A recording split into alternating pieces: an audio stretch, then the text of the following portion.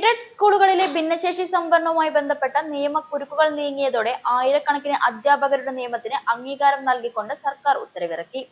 KSTA നടത്തിയ നിരന്തരമായ ഇടപെടലുകളുടെയും സമരങ്ങളുടെയും തുടർന്നാണ് ഈ നിർണായക തീരുമാനം. ഇതിൽ ആഹ്ലാദം പ്രകടിപ്പിച്ച ഒറ്റപ്പാലം ഉപജില്ലാ കമ്മിറ്റിയുടെ നേതൃത്വത്തിൽ അധ്യാപകർ പ്രകടനം നടത്തി.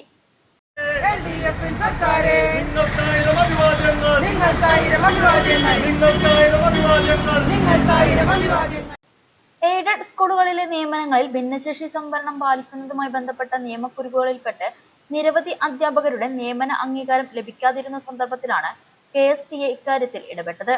NSS മാനേജ്മെന്റിന് കോടതി നൽകിയ വിധി മറ്റു മാനേജ്മെന്റുകൾക്കും ബാധകമാക്കണമെന്നാവശ്യപ്പെട്ട് സർക്കാരിന് നിവേദനം നൽകുകയും ജില്ലാ കേന്ദ്രങ്ങളിൽ സമരം നടത്തുകയും ചെയ്തു. സമാന്തരമായി അധികാരികളോടുമായി സംസാരിക്കുകയും ചെയ്തു. സംസ്ഥാന സമ്മേളനം അംഗീകരിച്ച പ്രമേയവും അധികാരികളുമായുള്ള ചർച്ചകളും ഈ വിജയത്തിന് പിന്നിലുണ്ട്. ഇപ്പോൾ സർക്കാർ KSTA ആവശ്യം അംഗീകരിച്ച് ഉത്തരവിറക്കി. ഇത് ആയിരക്കണക്കിന് അധ്യാപകർക്ക് ആഹ്ലാദം പകരുന്നു. വിവിധ കേന്ദ്രങ്ങളിൽ KSTA നേതൃത്വത്തിൽ അധ്യാപകർ ആഹ്ലാദ പ്രകടനം നടത്തി. ഒറ്റപ്പാലത്ത് നടന്ന പ്രകടനം ഉപജില്ലാ സെക്രട്ടറി EP ഗിരീഷ് ഉദ്ഘാടനം നിർവഹിച്ചു.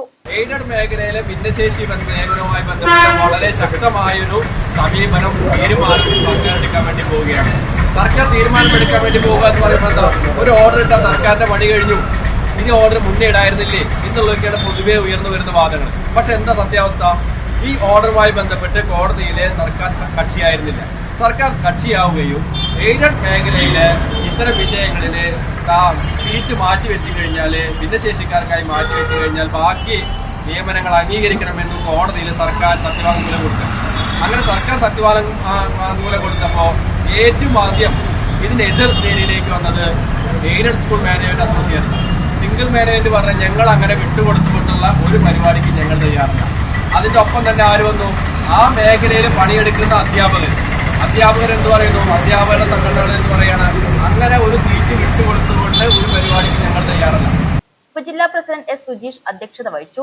ജില്ലാ ജോയിന്റ് സെക്രട്ടറി K ബാലകൃഷ്ണൻ, ജില്ലാ നിർവാഹക സമിതി അംഗങ്ങളായ ബിന്ദു M, PM വെങ്കടേശ്വരൻ, ജില്ലാ കമ്മിറ്റി അംഗം ധരേഷ് എന്നിവർ പങ്കെടുത്തു. ഉപജില്ലാ ട്രഷറർ ദീപ N സ്വാഗതവും ഉപജില്ലാ ജോയിന്റ് സെക്രട്ടറി രതീഷ് നന്ദിയും പറഞ്ഞു.